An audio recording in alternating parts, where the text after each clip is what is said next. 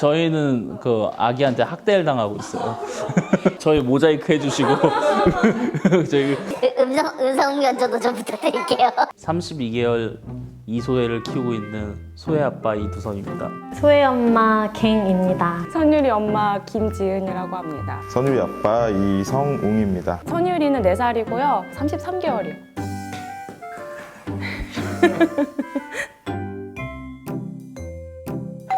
애기가 자꾸 저를 때려요. 엄청 때려요. 걔가 사람이 기분 나쁜 부위가 어딘지 알아요. 안경, 뺨. 그럴 때 어떻게 하세요? 저도 때려요. 진짜 세게는 안 때리는데 욱해서 소혜들 막 울고 저들 막 미안해 난 정말 나쁜 엄마야 막 이러면 막. 저도 하루에 한 2번 정도 뺨을 맞는 것 같아요. 아기를 이렇게 재울 때 자기가 진짜 졸려서 이제 잠들 것 같으면은 저를 이제 발로 차기 시작해요. 너 나가고 엄마 데리고 오라고.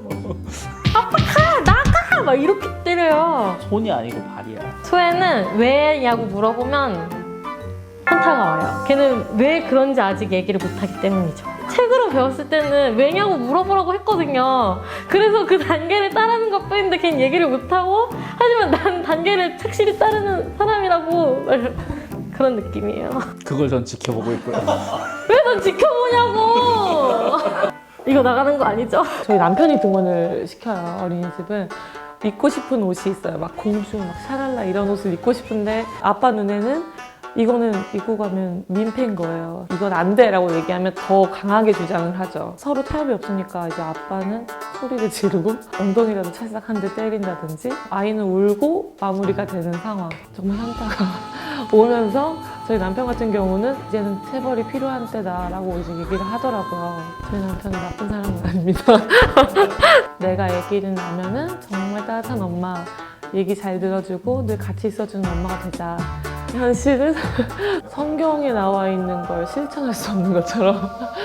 얘가 인사를 안 해요, 해주니까. 사람을 가려서 안 해요. 아저씨들이 하면 100% 안 하고, 좀 예쁜 누나가 하면 인사하고. 그게 되게 꼴보기 싫잖아요, 사실. 미워요, 진짜 보고 있으면. 너 왜 그러냐, 그러면서. 이 애한테는 되게 부담스러운 상황일 수 있다. 낯선 사람 인사하는 게. 근데 좀 민망한 거죠, 저는. 되게 올드한 교육을 받았으니까. 저 생각과 다르게 움찔움찔해요. 저 새끼 막 그러면서 뭐 버릇없는 뭐 이런 생각은 이제 그러면 안 된다 하고, 이제 그걸로 인해서 고민이 좀 되는 게 있어요. 우리 부모님처럼 교육하지 않을 거야 라고 하는데 우리는 경험한 적이 없잖아요, 그렇지 않은 교육을. 그래서 어떻게 될지 모르겠다는 거예요. 확신도 없고. 치카치카 할 때 치약 먹지 마 이러면 꼭 치약을 쪽쪽 빨아서 먹어요. 물 오글오글 하고 꼭 퇴해 그러면 오글오글 실컷 콕콕콕 삼켜 먹어요. 3번 다 꿀꺽꿀꺽 하면 점점 이선율 내일부터는 너 치약 안 묻혀줄 거야 막 이러면서 제가 화를 이게 못 참겠더라고요. 저랑 할 때는 또 잘해요. 엄마 일부러 화나게 하려고. 어떻게 설득을 해도 아니야 일관에 막 울고불고 뒤로 자빠져가지고 아이의 감정을 끝까지 받아주고 인내할 시간이 없다 보니까 어떻게 하라고 왜 그래. 뭐 책에서 읽었는데 같이 화내지 말고 단호하게, 표정도 근엄하게, 아니야 하지마, 이것도 무서운가? 선이가 이것도 해봤는데 안 먹히죠. 안 먹히면 결국엔 또 언성이 높아지곤 하죠. 그럴 때 모습 보면 진짜 어떻게 해야 되나 자괴감 들고. 어느 때 어디까지 단호하게 해야 하는지에 그 경계선이 모호해지는 여러 가지 상황들이 있다 보니까 서로 고민만 했던 것 같아요.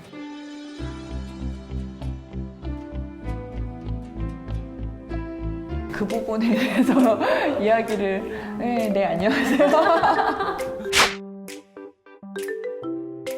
뭔가 내가 싫어하는 걸 행사했을 때는 때린 거군요. 내가 뭔가를 때렸을 때 그 반응에 대한 기억들이 분명히 뇌에 있을 거라는 생각은 들어요. 시원했다 라던가 더 쌓이면 더 세게, 그 방법밖에 모르는 거라고 저는 생각이 되거든요. 언어로 자기 감정을 표현하기는 어려운 거죠. 그렇기 때문에 얘는 때리는 방법을 선택한 거고, 근데 거기에서 이것은 안 돼라고 일관적으로 말하는 사람이 없었을 수도 있어요.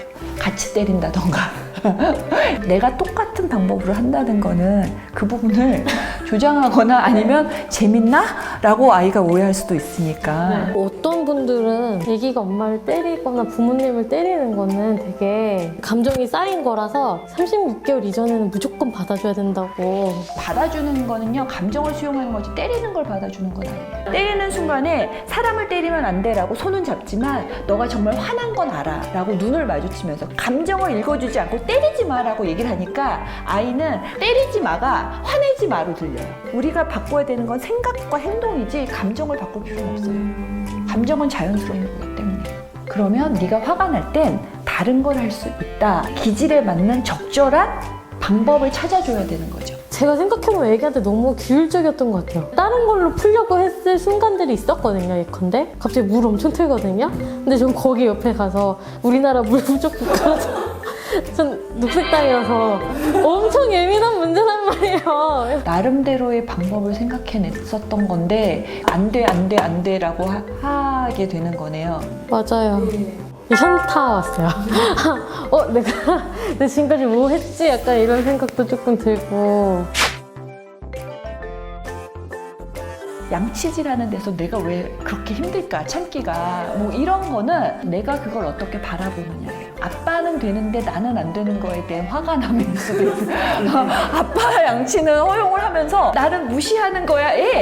나의 문제로 이 아이의 양치에 내 감정선을 실어가지고. 맞아요. 저 선율이한테 소리 질렀을 때를 생각해보면 선율이가 저한테 갑자기 반항하면서 안 했던 돌발 행동으로 막 소리 지를 때 너가 나한테 소리를 질러? 이런 감정 느낄 때 저도 욱하게 되더라고요. 사실은 내가 졌다라는 생각에 체벌과 훈육을 해서 아이를 해야겠다는 생각을 하거든요. 그 행동이 나의 문제로 받아들일 때 우리는 스트레스를 받고 내 문제에 집중해서 공격하게 되고 나의 감정에 분출이 되거든요. 이 아이는 그냥 그때를 집중하는 것뿐이지 일부러 나를 무시하려고 하는 행동은 아니죠. 이 아이의 감정에 대해서 일단은 그 순간엔 집중을 해주고 양치를 할 때 그 치약이 맛있구나. 그래서 엄마 앞에서 꼭 그걸 먹고 싶구나. 그랬어?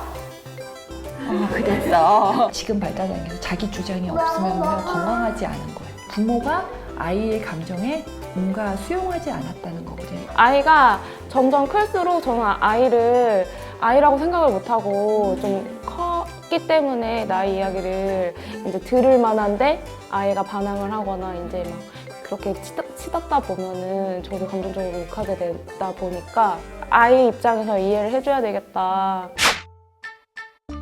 인사를 왜 안 할까이죠. 내가 다른다는 것을 인정한다에 대한 표현은 좀 해주셔야 될 것 같다는 생각은 들어요. 그거 어렵지 않아! 라고 하면은 내 기질에 대해서 아빠가 밀어내는 듯한 느낌이 들 것 같다는 생각이 들어요. 약간 주눅 드는 것 같아요. 그 과시적으로 느끼는 것 같기도 하고.